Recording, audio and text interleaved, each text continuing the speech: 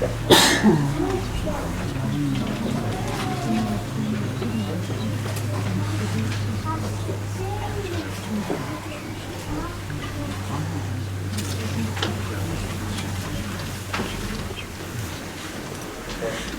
بالله السميع العليم من الشيطان اللعين الرجيم بسم الله الرحمن الرحيم الحمد لله رب العالمين والصلاة والسلام على أشرف الأنبياء والمرسلين وآلہ الطیبین الطاہرین المعصومین الذین اذھب اللہ عنہم الرجس وطہرہم تطہیرا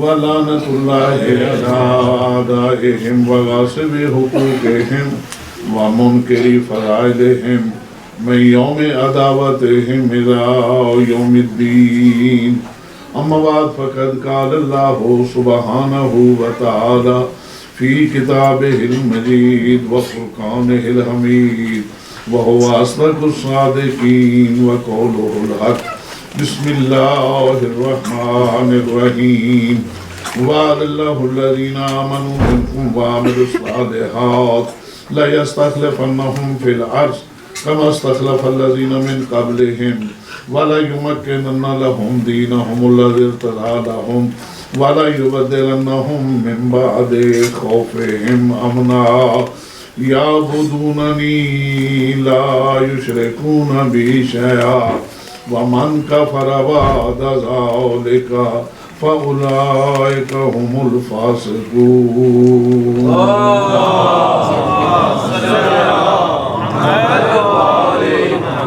سب سے پہلے میں یہ دعا کرتا ہوں اللہ کے کائنات بحق محمد و آل محمد آپ حضرات کی اس محنت کو بارگاہ معصومین میں مقبول اور منظور فرمائے.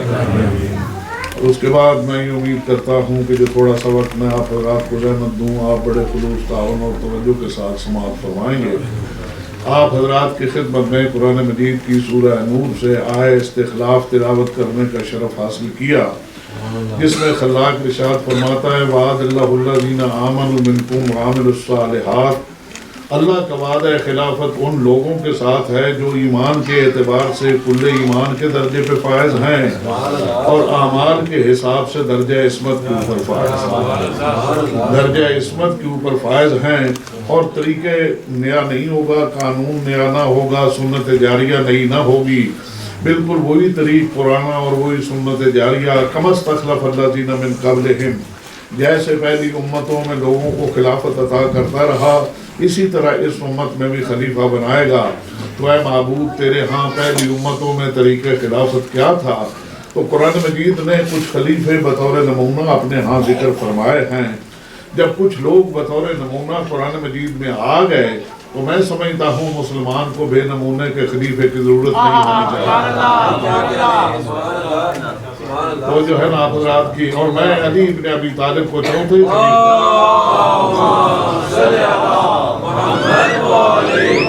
چوتھے خلیفہ مانتا ہوں مگر ذرا جلدی سے ناراض بھی نہ ہو جانا. چوتھا قرآنی ترتیب سے مانتا ہوں، چوتھا سقیفائی ترتیب سے نہیں قرآنی ترتیب سے چوتھا مانتا ہوں. سب سے پہلے حضرت آدم ہیں، دوسرے حضرت داؤد ہیں، تیسرے حضرت ہارون ہیں اور چوتھے علی بن ابی طالب.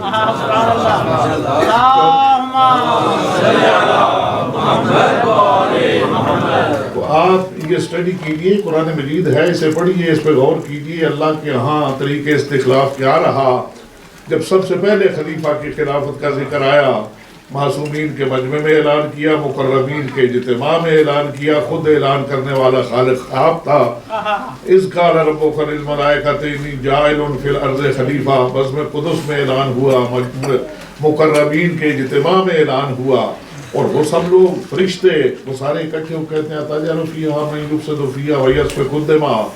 عزیزان گرامی گویا سارے فرشتے جمع ہو کے کہتے ہیں پروردگار تو اسے بنائے گا جو قتل و غارت کرے گا، لڑائیاں جھگڑے کرے گا.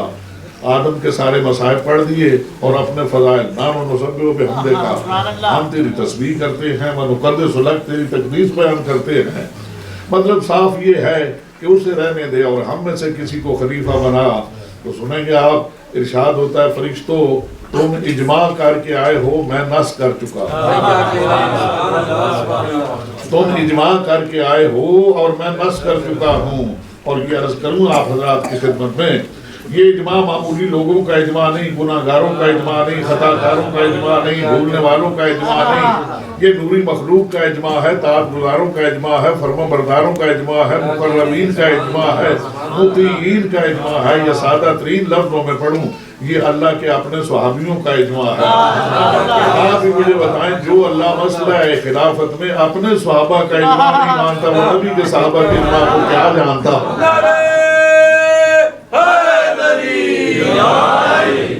تو فرمائیں نا آپ نے، جو اپنے صحابہ کے اجماع کو نہیں مانتا، وہ نبی کے صحابہ کے اجماع کو کیا جانتا ہوگا؟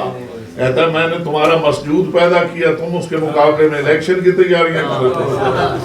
میں نے تمہارا مسجود پیدا کیا، تم اس کے مقابلے میں الیکشن کی تیاریاں کر رہے ہو۔ رات اجمالاً حضرت آدم علیہ السلام کی خلافت کا اور سجدہ آدم کا، اور اس کے بعد تھوڑا ذکر آپ کی خدمت میں ہوا۔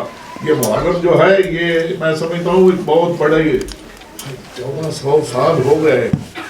دیکھیں اس میں ذکر خدا بھی ہوتا ہے، ذکر رسول بھی ہوتا ہے، ذکر اہل بیت بھی ہوتا ہے، لوگوں کو تبلیغ بھی ہوتی ہے، نماز روزے کے احکام بھی بیان ہوتے ہیں، مگر جو بھی جاتا ہے کہتا ہے مجلس حسین میں جاتا ہے، جو بھی جاتا ہے مجلس حسین میں، حسین کا بھی ذکر ہوتا ہے، مگر ذکر خدا ہوتا ہے، ذکر رسول ہوتا ہے، ذکر امام بھی ہوتا ہے، نماز روزے کا ذکر ہوتا ہے۔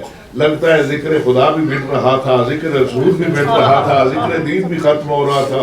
حسین نے اپنا سب کچھ دے کے ذکر خدا بھی بچا لیا، ذکر رسول بھی بچا لیا اور دین بھی بچا لیا۔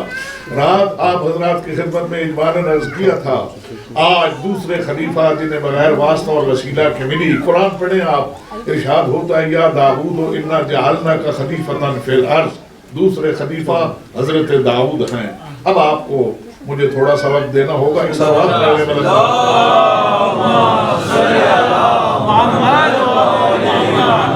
حضرت داؤد کو کس طرح خلافت ملی اور کس نے انہیں خلیفہ نامزد کیا، کہاں اعلان ہوا حضرت داؤد کا؟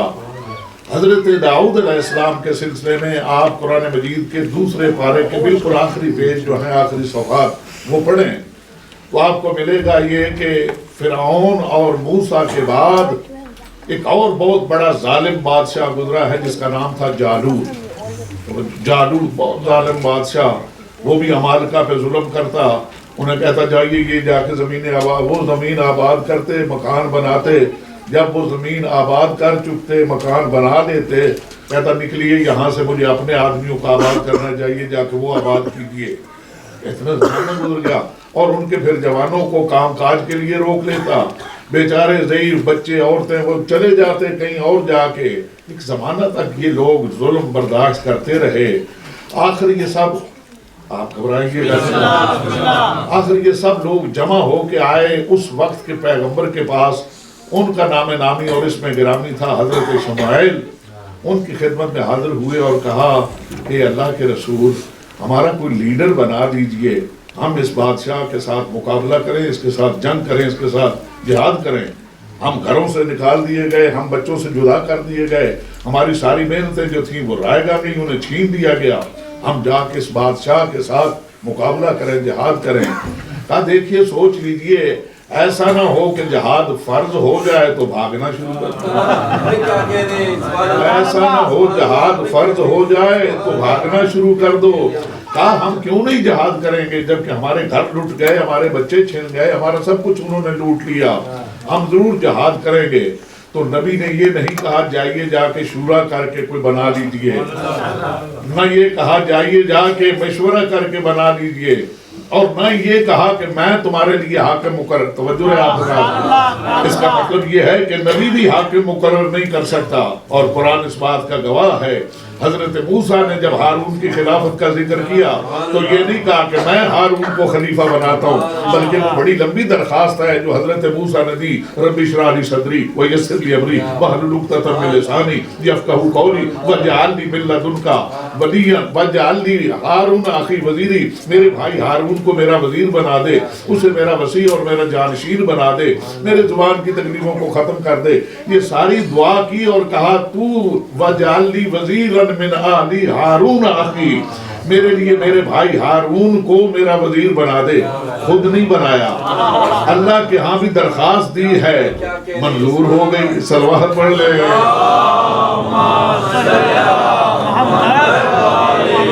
نبی نے اپنی مرضی سے کوئی فیصلہ نہیں کیا، نبی کہتا اچھا آپ جائیے، جا کے آرام کیجئے، میں اپنے پروردگار کے ہاں یہ درخواست گزار کر دوں گا کہ یہ لوگ اب تھک گئے ہیں ظلم برداشت کر کر کے۔ چنانچہ حکم ہوا جب بلائے گئے کہ آئیے، اللہ تبارک و تعالیٰ نے تمہارے لیے طالوت کو تمہارا حکمران مقرر کیا ہے، اس کی زیر قیادت تم جہاد کرو گے۔ یہ طالوت جو ہیں یہ حضرت یوسف علیہ السلام کے دوسرے بھائی حضرت بنیامین کی اولاد سے ہیں، اور شاید انہیں یہ شرف اس لیے نوازا گیا کہ یوسف کے باقی بھائی تو خرابی سوچتے رہے، بنیامین کے دل میں پھر بھی کسی وقت رہے۔ ایک صلوات پڑھ لیں۔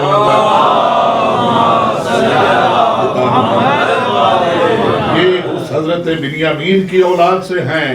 چنانچہ فرمایا کہ اللہ تبارک و تعالیٰ نے طالوت کو تمہارے لیے حاکم بنایا ہے۔ پہلے درخواست کر رہے تھے ہمارے لیے کوئی لیڈر بنائیے، اب جب لیڈر بن گیا، حاکم بن گیا، وہ کہنے لگے کہ اس کو حکومت کا حق کیا ہے، وہ کس طرح ہمارے اوپر حکمران ہو سکتا ہے، نانو حق کو اب اس سے زیادہ حقدار ہیں اس کے۔ وہ کیا بات کیا ہے، تم کیوں اپنے آپ کو زیادہ حقدار؟ لم یؤتا ساعۃ من المال، اس کے پاس تو دولت ہی نہیں ہے، اس کے پاس تو دولت ہی نہیں ہے۔ لگتا ہے انسان کے ذہن کے کسی نہ کسی خانے میں یہ چیز موجود ہے کہ حکمرانی کا حق صرف دولت مند ہی کو ہے۔ کسی نہ کسی ذہن کے خانے میں یہ بات موجود ہے کہ حکمرانی کا حق صرف دولت مند کو ہے، مگر اللہ کی طرف سے انہیں جواب ملا دولت ہو یا نہ ہو، ان اللہ اصطفیٰ ہو، اللہ نے اسے چن لیا ہے۔ اس کا مطلب یہ ہے جہاں لوگ دولت پیش کرتے ہیں اللہ استفاء پیش کرتا ہے۔ صلوات پڑھ لے۔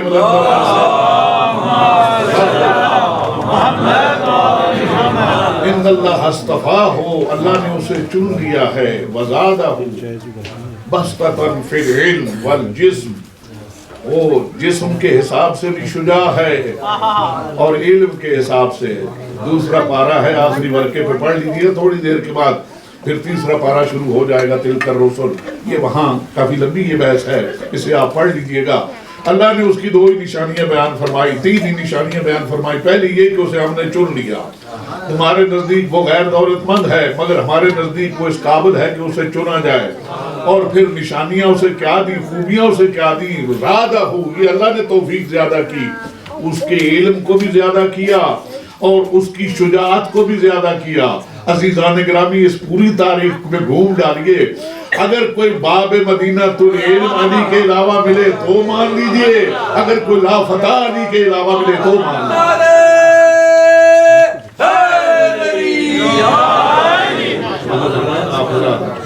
یہی ترجمہ ہے نا، بسطۃ فی العلم والجسم، انا مدینہ العلم وعلی بابھا، فی الجسم لا فتح الا علی، لا سیف الا ذو الفقار۔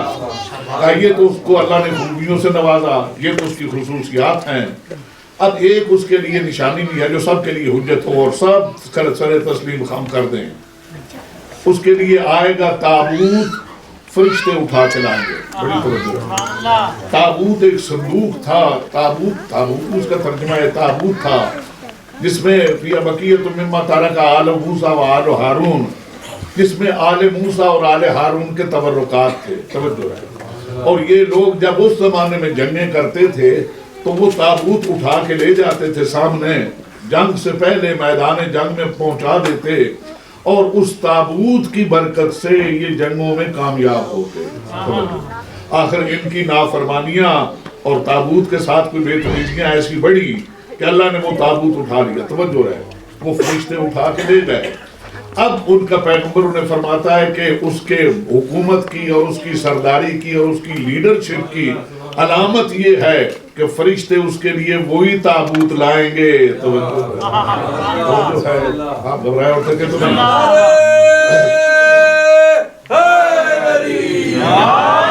فرشتے اس کے لیے وہی تابوت لائیں گے. چنانچہ وہ تابوت آ گیا. اب سب خوش ہیں, اب ہمیں فتح ملے گی انشاءاللہ.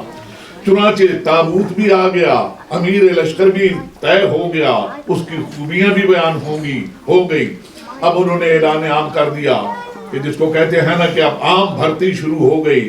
جب بھرتی شروع ہوئی تو حضرت داؤد کے والد, ان کے 10 یہ بیٹے ہیں, حضرت داؤد کے 9 اور بھائی ہیں. توجہ رہے آپ. مگر میں یہ بتاتا چلوں کہ بھائی حضرت یوسف کے 12 ہیں مگر ایک جیسے نہیں. پیغمبر کے والد سمیت 10 ہیں مگر ایک جیسے نہیں. جہاں ابو طالب ہے وہیں ابو لہب بھی ہے, وہ ایک جیسے نہیں. حضرت داؤد کے بھی 9 اور بھائی ہیں مگر ایک جیسے نہیں. حضرت آدم کے 2 ابتدائی طور پہ بیٹے تھے, دونوں ایک جیسے نہیں.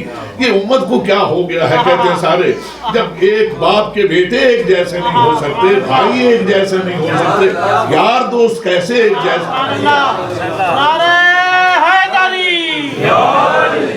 یہ رومال جس فیکٹری میں بنا 1,00,000 رومال اس جیسا بنا ہوگا, یا ممکن ہے کم و بیش بنے ہوں گے, وہ سب اس جیسے ہی ہوں گے. اس لیے کہ ایک جیسے فیکٹریوں میں بنتے ہیں, سوسائٹیوں میں نہیں.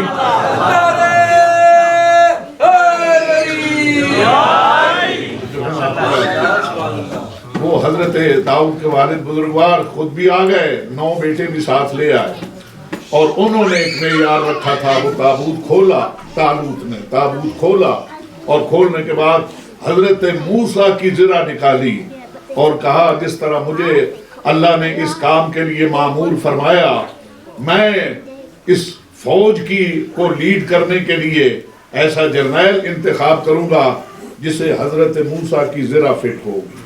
توجہ. چنانچہ جتنے لوگ آئے وہ زرہ پہنائی گئی, کسی کو پوری نہیں آئی.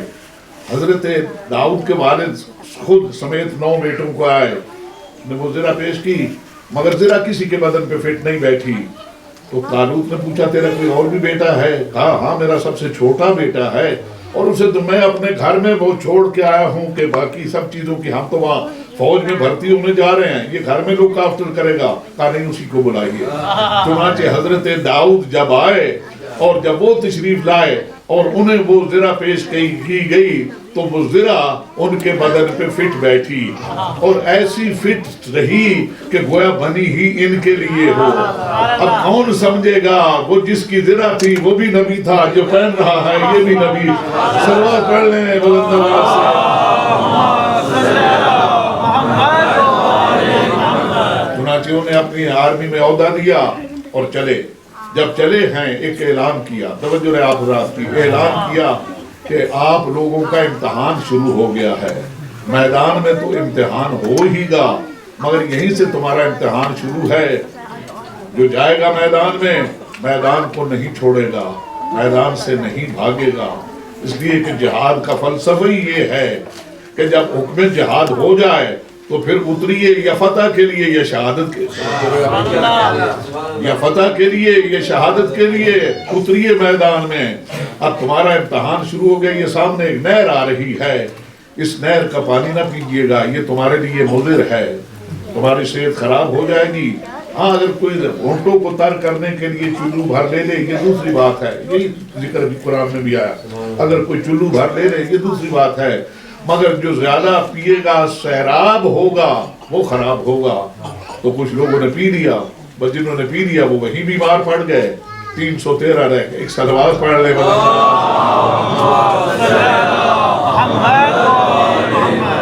313 رہ گئے. جب یہ چلے ہیں اور سامنے کا لشکر دیکھا, جالوت ظالم بادشاہ کا لشکر جب دیکھا تو بڑا طویل لشکر اور بہت کثیر تعداد میں لوگ, اور ان کے اسلحہ بھی غیرت وہ اس طرح آئے اور جب وہ آئے، بڑی توجہ رہے، تو یہ لوگ جو کہتے تھے ہمارے گھر اور ہمارے بال بچے اور ہمارا سب کچھ چھین لیا گیا، ہم کیوں نہیں، سب بہتر ہے مر جائیں، شہادت پہ فائز ہو جائیں، ہم ضرور لڑیں گے۔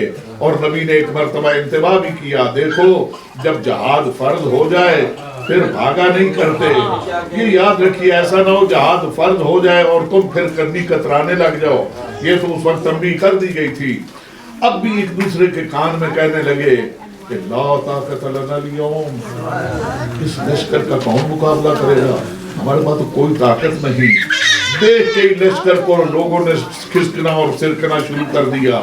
عزیزان گرامی، حضرت طالوت نے جو دیکھا کہ لشکر تو جو ہے، کہتے تھے کچھ اس میں سے کم من فئۃ قلیلۃ غلبت فئۃ کثیرہ، کتنے چھوٹے چھوٹے لشکر ہیں جنہیں اللہ نے بڑے بڑے لشکروں پہ کامیابی دی، آگے تو بڑھو۔ حوصلہ دلانے والے بھی موجود ہیں، مگر آپ کو پتہ ہے حوصلہ دلانے والے تو حوصلہ ہی دلاتے ہیں، مگر بھگانے والے اور جلدی بھگانے کی کوشش کرتے ہیں۔ چنانچہ منظر یہ دیکھنے میں آیا، حضرت طالوت گھبرا گئے، پیشانی پہ پسینہ آ گیا، جس طرف دیکھتے تھے انہیں یہی دکھائی دیتا تھا، لوگ نظر بچا بچا کے نکلنا چاہتے ہیں۔ چنانچہ یہ دیکھ کے گھبرا گئے، پیشانی پہ پسینہ آ گیا۔ حضرت داؤد، قرآن مجید پڑھے، حضرت داؤد آگے بڑھے اور بڑھ کے کیا کیا، کہا کہ ان لشکروں کا کیا مقابلہ کرنا ہے، ان کے سردار کو جا کے قتل کر دیا۔ اس کی لاش ریت کے اوپر تڑپ رہی تھی، سر اس کا داؤد اٹھائے ہوئے تھے، جہاں حضرت طالوت بیٹھے تھے آنکھ ان کے قدموں میں ڈال دیا، کہا یہی تھا وہ ظالم جس نے لوگوں کو ان کے گھروں سے نکال دیا، لائیے اس کا سارا تکبر سمیت سر آپ کے قدموں میں ڈال دیا ہے۔ حضرت طالوت بھی اس وقت مطمئن ہو گئے اور اپنی کرسی سے اٹھے۔ اب جب یہ منظر سامنے آیا، اس کے فوجیوں نے بھاگنا شروع کیا، ان بھاگے ہوئے فوجیوں نے مڑنا شروع کیا۔ تو بھاگے ہوئے فوجیوں نے مڑنا شروع کیا اور حملہ آور فوجیوں نے بھاگنا شروع کیا۔ حضرت طالوت کہتے ہیں داؤد تو نے بڑا کام کیا، تو نے بڑا کام کیا، شکست کو فتح سے بدلا، بے قراری کو قرار سے بدلا۔ حملہ آور بھگوڑے ہوئے اور جو بھگوڑے تھے وہ واپس آئے۔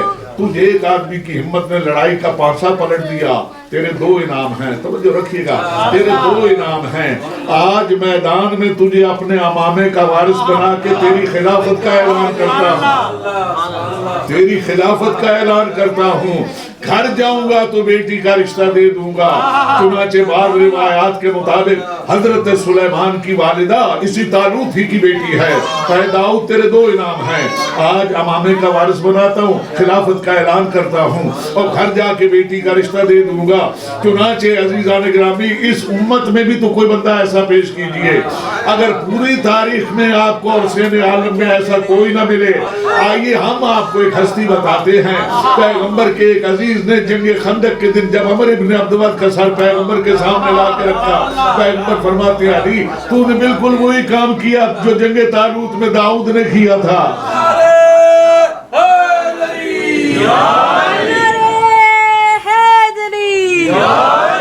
تیرا بھی دو انعام ہیں، امامے کا وارث آج بنائے دیتا ہوں۔ عزیزان گرامی، حضرت داؤد کی خلافت تو اس وقت ملی جب طالوت اور جالوت کی جنگ ہو رہی تھی۔ یہ حضرت طالوت کے خلیفہ ہیں اور خلافت طالوت نے اس فتح اور کامیابی کے بعد دی اور ساتھ دوسرا انعام کے طور پہ اپنی بیٹی کا رشتہ پیش کیا۔ عزیزان گرامی، پیغمبر فرماتے ہیں علی تیرے بھی دو انعام ہیں، سیدہ سے عقد پہلے کر چکا ہوں، امامے کا وارث آج بنائے دیتا ہوں، تیری خلافت کا اعلان آج کیے دیتا ہوں۔ میں کہتا ہوں حضرت داؤد کو آپ قرآن مجید میں پڑھیں، آپ حضرت داؤد ہی کو جب پڑھیں گے آپ کو خلافت علوی سامنے نظر آئے گی، خلافت حیدری سب سے پہلے سامنے نظر آئے گی۔ قرآن فرماتا ہے أَلَنَّ لَهُ الْحَدِيدَ وَسَخَّرْنَا مَعَهُ الْجِبَالَ، ہم نے داؤد کے لیے لوہا موم کر دیا، پتھر اس کے لیے مسخر کر دیے۔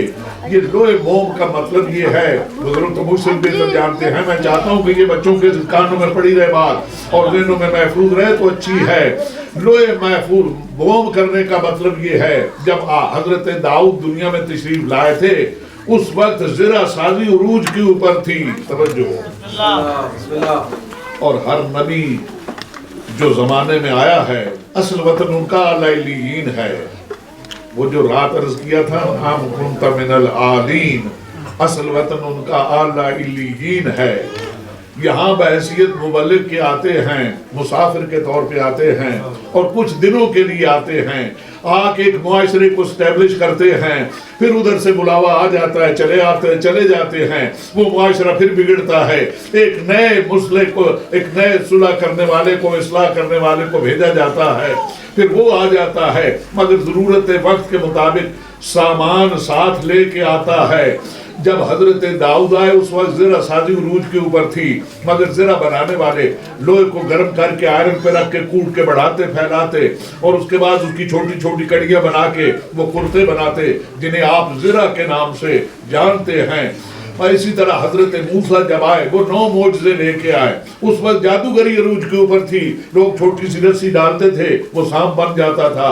اللہ نے کہا اے موسیٰ تجھے یہ معجزے دیے جاتے ہیں، ایک ہاتھ جیب میں ڈال کے نکالنا مثل چودھویں کے چاند کے چمکے گا، اے موسیٰ تو اپنا عصا پھینک دینا وہ اژدہا بن جائے گا، تجھے عصا دیا جاتا ہے خشک پتھر پہ مارو گے اس میں سے چشمے پانی کے جاری ہوں گے، سمندر پہ مارو گے اس پہ راستہ بن جائے گا۔ عزیزان گرامی ہر نبی ضرورت وقت کے مطابق معجزہ ساتھ لے کے آیا۔ جب حضرت عیسیٰ آئے تھے یہی یونان یہاں کی طب و حکمت اور ڈاکٹری پورے عروج کے اوپر تھی۔ عزیزان گرامی اللہ فرماتا ہے اے عیسیٰ تیرا مقابلہ ان طبیبوں اور حکیموں سے ہے، یہ لوگ مریضوں کا علاج کرتے ہیں اور جب یہ اس پہ تجربات کرتے رہتے ہیں، مگر تجھے یہ معجزہ دیا جاتا ہے جب بیمار رہ کے مر جائے اسے پیر کی ٹھوکر مارنا اور کہنا قم باذن اللہ، تیری طاقت زمانے سے بڑھ نہ گئی۔ کہا بہت اچھے معبود۔ حضرت عیسیٰ بھی اسی طرح آئے، جب پیغمبر اکرم آنے لگے اللہ فرماتا ہے اے حبیب تیرا مقابلہ زرہ سازوں سے نہیں، تیرا مقابلہ جادوگروں سے نہیں، تیرا مقابلہ ڈاکٹروں طبیبوں سے نہیں، تیرا مقابلہ ان عرب شریف کے بدوؤں سے ہے جو 2 کام کرنا جانتے ہیں، یا عربی کے شعر پڑھنا جانتے ہیں یا تلواروں سے لڑنا جانتے ہیں، لہذا تو 2 معجزے لے جا اور جب آؤ تو وہ واپس بھی نہیں لانا، وہ وہی دے کے چلے آنا۔ ایک معجزے کا نام ہے قرآن، دوسرے معجزے کا نام ہے علی۔ اگر کوئی شاعر آئے تو قرآن پیش کرنا، اگر کوئی بہادر آئے علی ابن ابی طالب کو اذن دے۔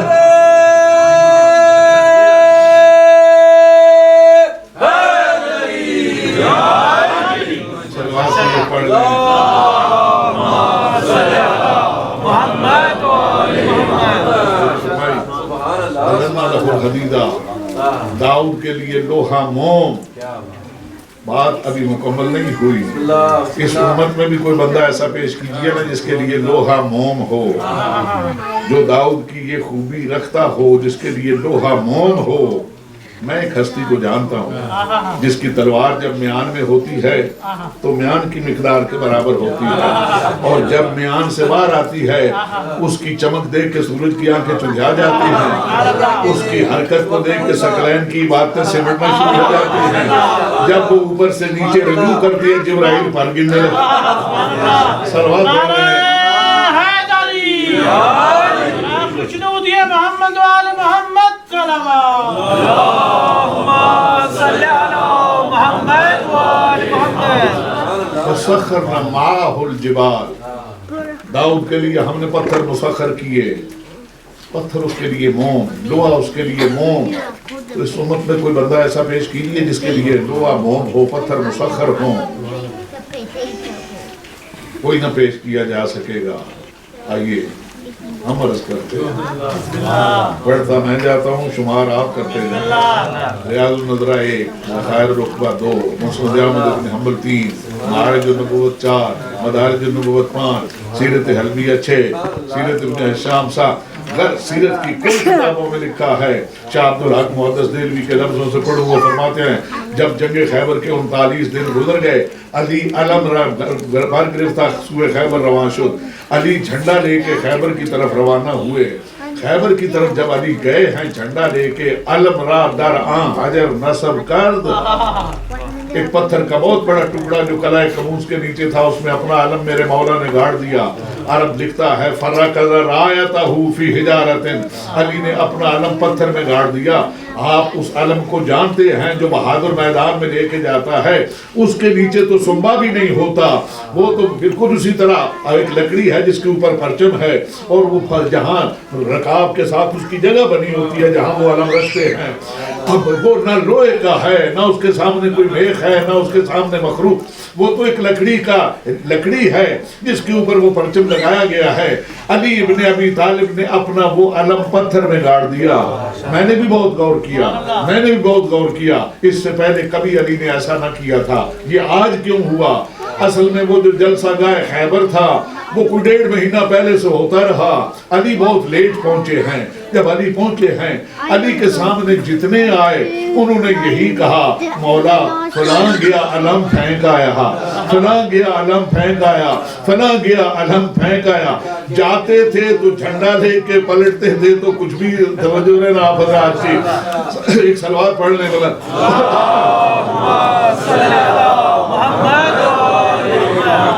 میرے مولا فرماتے ہیں میں اپنا علم پتھر میں گاڑتا ہوں، نہ اس زمرے اور فہرست میں آتا ہوں، فلاں گیا اور پھینک آیا، فلاں گیا اور پھینک آیا۔ جب اپنا علم پتھر میں گاڑ دیا، لکھا ہے یقین ہمارے یہود کے بازائے حصار دور ایک یہودیوں کا پوپ پادری جو دیوار کے اوپر بیٹھا تھا، کہتا ہے صاحب علم تو کیستی بنا میں تو چیز، تو کون ہے اور تیرا نام کیا ہے؟ گفت میں نام علی ابن ابی طالب، اور میرا نام علی ابن ابی طالب ہے۔ اس نے اسی وقت دوسری طرف کر گفت بقوب خیش سوگند بتورات شما مغلوب شدے، یہودیوں مجھے تورات کی قسم اب تم ہار گئے، یہودیوں مجھے تورات کی قسم اب تم ہار گئے۔ یہودی بھی تو آپ بھولے نہیں سما رہے تھے، 40واں دن ہے، آخری دن ہے، چند گھڑیاں باقی ہیں، اور محمد نے جو خط لکھا تھا یہ سیرت ابن حشام میں لکھا ہے، توجہ رہے، سیرت ابن حشام میں وہ خط لکھا ہے جو پیغمبر نے انہیں لکھ کے بھیجا تھا، وہ بسم اللہ الرحمن الرحیم محمد رسول اللہ والذین معه شداء علی الکفار رحماء بینہم تراہم رکعا سجدا یبتغون فضلا من اللہ ورضوانا سیماہم فی وجوہہم من اثر السجود ذلک مثلہم فی التوراۃ ومثلہم، صلوات پڑھ لیں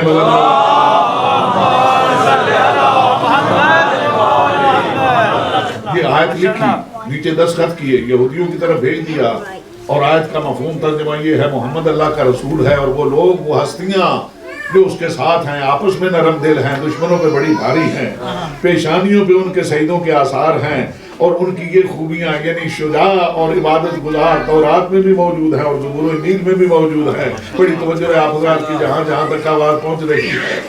جب اس نے کہا کہ میں تورات و زبور کا عالم ہوں، میں جانتا ہوں پتھر سوائے داؤد کے کسی کے سامنے مسخر نہیں،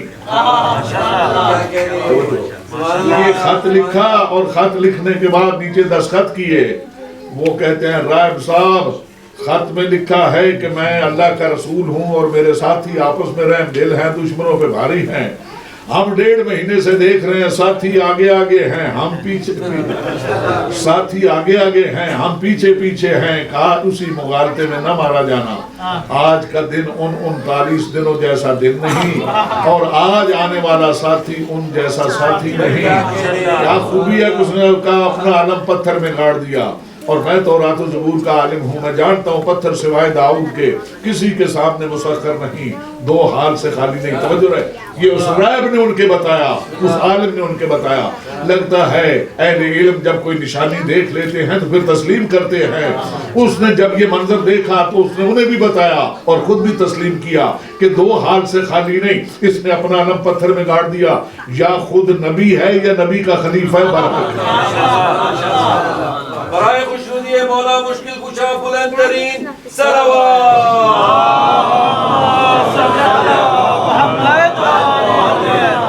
یہودیوں کے رائب کو بھی علی کی خلافت نظر آ گئی، نہیں نظر آئی تو مسلمان کو نظر نہیں آئی۔ وہ ابھی تک اس کے دلائل ہی پوچھ رہے ہیں کہ کیا دلیل ہے خلافت علی ابن ابی طالب کی۔ یہ وہ لوگ ہیں جو سوال سبیل سے لوگوں کو روکے ہوئے ہیں اور گمراہ رکھے ہوئے ہیں۔ یاد رہے آپ حضرات کو، قرآن مجید میں ارشاد ہوتا ہے کہ ہر کوئی اپنے اپنے گناہ خود اٹھائے گا، مگر ایک مقام پہ ارشاد ہوتا ہے وَمِنْ أَوْزَارِ الَّذِينَ يُضِلُّونَهُمْ، کچھ ان کے گناہ بھی اٹھانے پڑیں گے، کچھ لوگوں کے جنہوں نے گمراہ کیا۔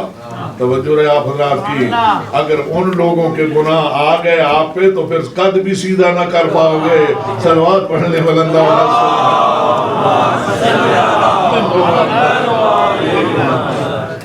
फरमाई आप हजरात ने, या ये नबी है या नबी का खलीफा बरहक है, क्या खूबी क्या है? इसने अपना अलम पत्थर में गाड़ दिया और पत्थर सिवाय दाऊद के किसी के सामने ये जो बड़े बड़े उलमा होते हैं इनकी फिर भी मुमकिन है निजात हो जाए। इसलिए कि हमारा मुशाहदा है जो सही मानों में उलमा होते हैं उन्हें अगर कोई बात समझ आया, आप कुरान मजीद पढ़ें, वही लोग जो मूसा के साथ मुकाबला के लिए आए थे उन्होंने अपने सांप फेंके, मूसा ने जब अपना सांप फेंका और वो सब सांपों को निकल गया तो वो फौरन सजदे में चले गए। वो समझ गए कि जादू की वो इंतहा है जो हमने की, ये जादू नहीं, ये हकीकत है, ये नबी है और ये जिसका नुमाइंदा है वो भी सच है और ये भी सच है। फौरन कहा आमन्ना बिरब्बिल आलमीन, हम आलमीन के रब पे ईमान लाए, बिरब्बे मूसा व हारून, किसी शुबे में न रहे, हम उस रब पे ईमान लाए जो मूसा का भी है और हारून का भी है। यानी कलमा पढ़ा तो मुकम्मल पढ़ा, अल्लाह का भी पढ़ा, नबी का भी पढ़ा, वसी का।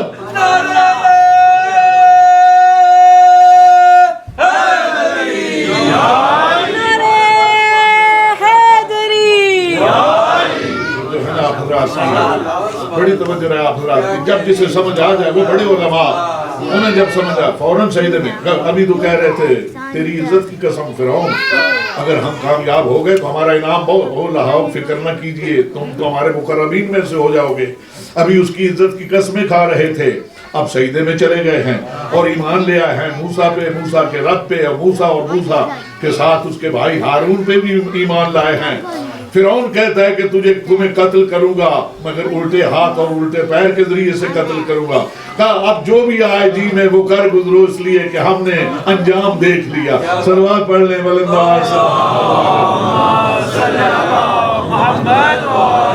इसका कोई फिक्र नहीं, अब इसका कोई फिक्र नहीं। बड़ी तवज्जो है आप, ये बड़े बड़े उलमा, मगर ये जो छोटे मुल्ला मुलवंटे होते हैं ना ये बड़े खतरनाक हैं।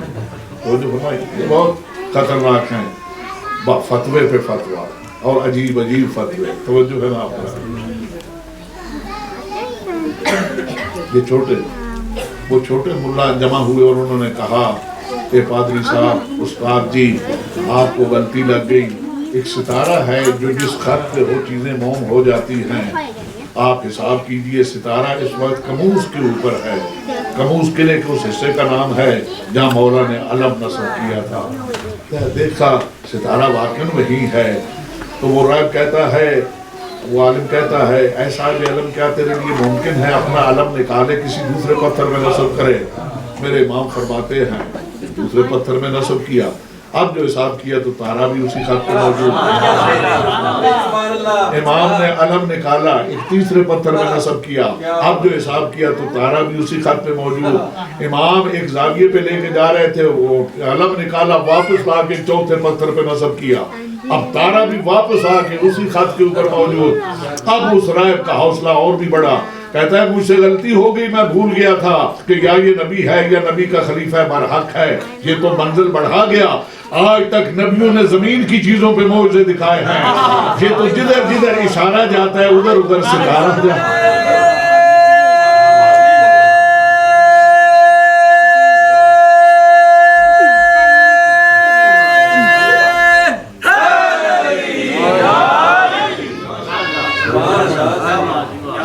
जमीन के साथ आसमान की चीजें भी इसके इशारे के ताबे दिखाई देती हैं।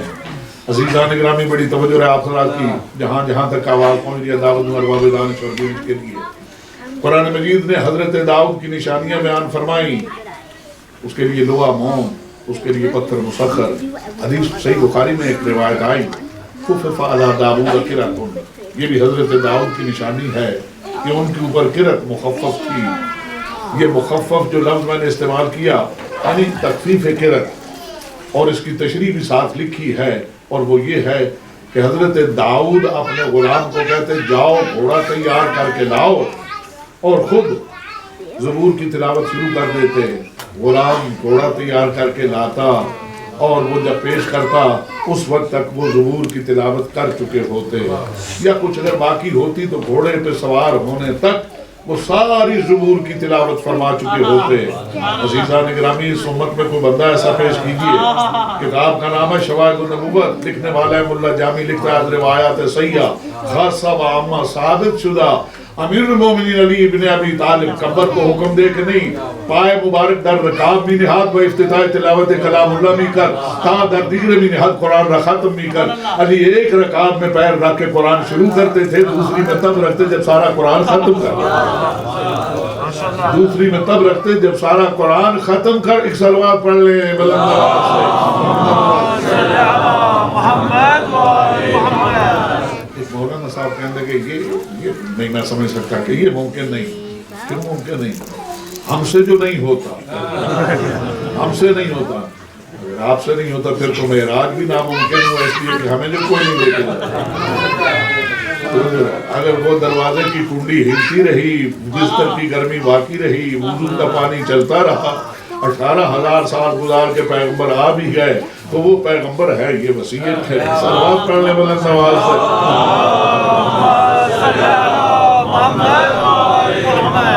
बस अज़ीज़ान गिरामी, ये तो हजरत दाऊद अलैहिस्सलाम हैं। अभी बात आगे बढ़ेगी, मगर जहाँ तक पहुँची उसके बाद इंशाअल्लाह। अज़ीज़ान गिरामी, अब आप पूरी कायनात में देख लें, सफ़े मातम बिछी है, स्याह पर्दे लगे हैं, लोग एक दूसरे को मिन्नत कर करके कहते हैं न्याज है लेते जाइए, ये सबील का पानी है पीजिए। ये आज इतना सबील का पानी, ये न्याज, ये कहाँ से आई? आपने कभी सोचा जो 3 दिन का भूखा और प्यासा रखा रहा, इसके छोटे छोटे बच्चों पे भी अभी आप सुन रहे थे कि पानी जो भी चाहे पिए, किसी को मना ना कीजिए, मगर फरजंदे रसूल को ज़हरा के बेटे कुछ पानी ना दीजिए। आज आप पूरी दुनिया में देखें, खुदा गवाह है, जितने अल्लाह करोड़ों रहमतें करे खतीब आले मोहम्मद अल्लामा अज़हर हसन ज़ैदी पर, उन्होंने एक मरतबा अपनी मजलिस में कहा था, अगर वो गुज़श्ता सारे अंबिया अपनी उम्मतों को लेके आ जाएं और मेरे मौला इमाम के मेहमान ठहरे तो इमाम के पास इंतज़ाम है उनके ठहराने का भी और उनके खिलाने और पिलाने का भी। इतने घर शायद अल्लाह के दुनिया में ना हो जितने घर इस मज़लूम के। इतना रिज़्क़ अल्लाह के नाम पे तकसीम नहीं होता जितना इसके नाम पे तकसीम होता है। अजीज़ों, कौन इतने घर जो बेवतन कर दिया गया। वतन छोड़ना आसान काम नहीं, खुदा गवाह। मेरे सामने अरबाब दिल बैठे हैं, दिल वाले लोग बैठे हैं। बताइए, अगर किसी परिंदे के आशियाने पे बिजली गिरे और वो जल जाए, मुझे परवरदिगार की कसम, वो परिंदा उस जली हुई शाख पे आके बैठता है, ज़ुबान तो उसकी कोई नहीं समझ सकता, मगर वो बैठ के ये बताता है कभी मेरा घर यहाँ आबाद था। इमाम जब रोज़ा रसूल को छोड़ रहे होंगे, कितनी हौसला और हिम्मत किया होगा। नाना मुसाफिर की तरफ से अलविदा। जब माँ की कब्र पे आए होंगे, किस तरह कहा होगा, अम्मा अब ये तेरा लाडला पलट के कभी ना आएगा।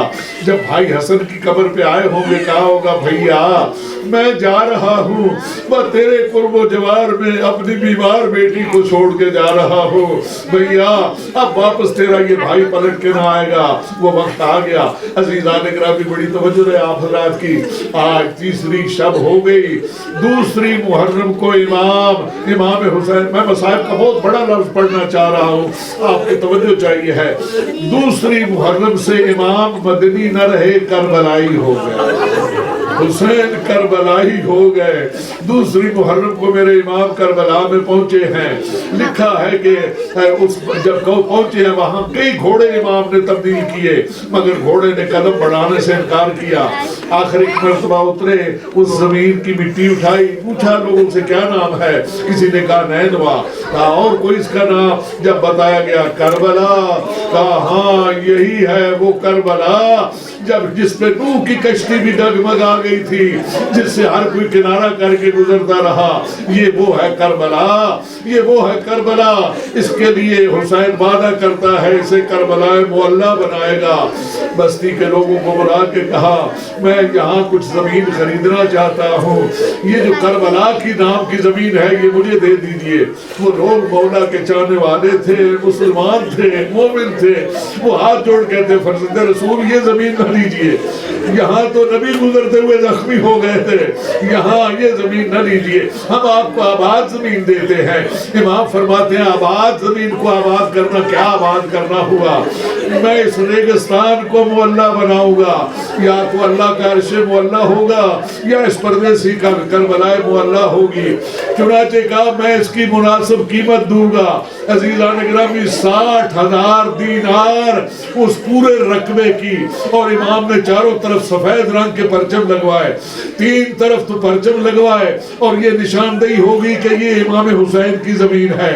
اور ایک طرف دریائے فرات بہتا تھا، اور وہ دریا غیر دریا کے کنارے تو پرچم لگانے کی ضرورت نہیں، اور آپ جانتے ہیں دریا جس کنارے سے گزر رہا ہے، اگر کنارے والی زمین مالک کی ہے تو دریا پہ بھی تصرف اسی کا ہوگا، اور ایک حد تک تو لوگوں کو سمندر میں بھی تصرف کا حق دیا جاتا ہے۔ عزیزان گرامی اب جب یہ زمین امام نے چاروں طرف سے دیکھ لی، عزیزان گرامی اب میں کس طرح پڑھوں؟ جب امام پیمنٹ کر رہے تھے نا، شاید شریکت الحسین، اسی لیے شریکت الحسین ہے، وہ سمجھ گئی کہ شاید امام کے پاس کوئی رقم کی کمی نہ ہو۔ وہ جو عبداللہ نے چلتے ہوئے تھیلی دی تھی، بی بی نے گنی تک نہ تھی، کہا بھائی یہ بھی لے لیجئے۔ سید ہوں، کلیجہ پھٹتا ہے، جگر منہ کو آتا ہے۔ جناب زینب نے جب وہ پیش کی تھیلی درہموں اور دیناروں کی، امام حسین علیہ السلام فرماتے ہیں زینب یہ تیرا میں قبول کرتا ہوں، بے شک میں قبول کرتا ہوں، مگر ساتھ معذرت بھی ہے، بھائی تو بڑا بھائی ہے، تو پیغمبر کا نواسہ ہے، ہمارے خاندان کا بزرگ خاندان ہے، تو حجت خدا ہے، تو نائب پیغمبر ہے، تو معصوم امام مفترض اطاعت ہے۔ ارے معذرت کس بات کی؟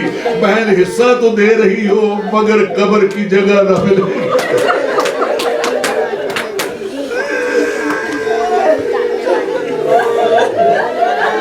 بہن قبر کی جگہ نہ ملے گی، یہاں قبر نہ ملے گی۔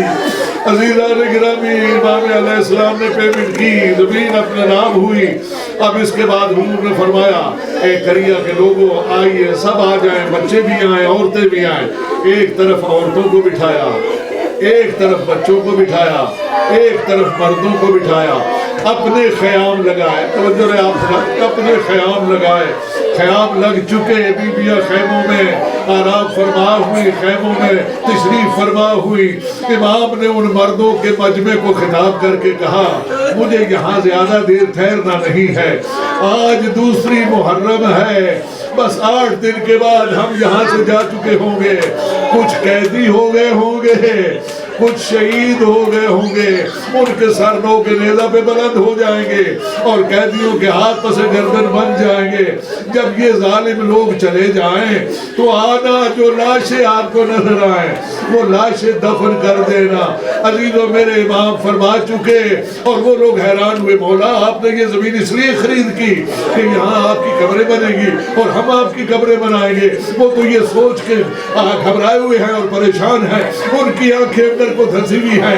امام مستورات کی طرح مخاطب ہوئے، امام فرماتے ہیں بیویوں تمہیں اندازہ نہیں یہاں کتنا خوف طاری ہو جائے گا اگر تمہارے یہ مرد ظالموں کے ڈر سے نہ نکلیں، تم عورتیں ہو نکل آنا، شاید تمہیں کوئی کچھ نہ کہے، جو لاشیں پڑے ہوں ان کے اوپر مٹی ڈال دینا، ہمارے لاشیں دفن کر دینا، یہ فرزند رسول ہے جو تدفین کے لیے کہہ رہا ہے۔ دیگر تھام لیجئے، بڑی توجہ آپ حضرات کی، مستورات سے بھی ارشاد فرما چکے، اب ننھے منھے بچوں کے پاس جا کے بیٹھے، کس طرح بیٹھے جس طرح نمازی تشہد میں بیٹھتا ہے۔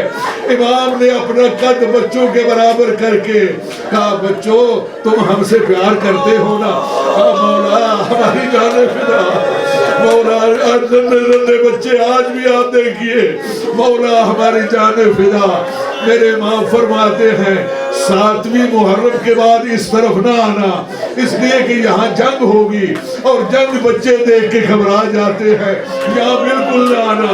البتہ 11ویں محرم کے دوپہر کے بعد اگر تمہارے بزرگ اور مائیں نہ آ سکیں، آنا اور یہاں خوب مٹی اڑانا کہ ہمارے لاشیں دفن ہو جائیں. مجھے ایک چیز عرض کرنا ہے اور اس کے بعد بات تمام. آپ کا گریہ بلند ہو گئی آواز آپ کی.